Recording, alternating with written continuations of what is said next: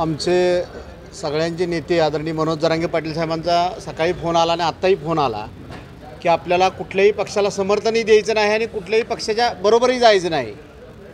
आपण जर लोकसभेत आपला वेळ वाया घालवला लोकसभेच्या ह्याच्यात तर मतदारसंघ मोठा असतो, त्यामुळे ह्या वेळेला आपण अर्ज काढून घेऊ आणि विधानसभेमध्ये आपली सगळ्यांनी मिळून ताकद दाखवू असं जरांगे पाटील साहेबांनी 2 वेळा सकाळी आणि आत्ता सांगितल्यामुळे मी माझा अर्ज माघारी घेतला। त्याचबरोबर मराठा समाजातले सुज्ञ नागरिक जे कोण समाजाबरोबर आहेत त्या समाजातल्या प्रत्येकाचा मला फोन आल्यामुळं मी विचार केला की ठीक आहे, आपण नियमच आलो आहे, पण हाच नियम आपण विधानसभेसाठी राखून ठेवावा आणि येणाऱ्या काळामध्ये विधानसभेत आपण जाऊन राज्याच्या राजकारणामध्ये आपण सक्रिय व्हावं। ह्याच्यासाठी जरांगे पाटलाच्या आणि मराठा समाजातल्या प्रत्येकाच्या आग्रहाखातीर मी माझा उमेदवारी अर्ज माघार घेतो। बाकी ह्यात कुठलंही कारण नाही।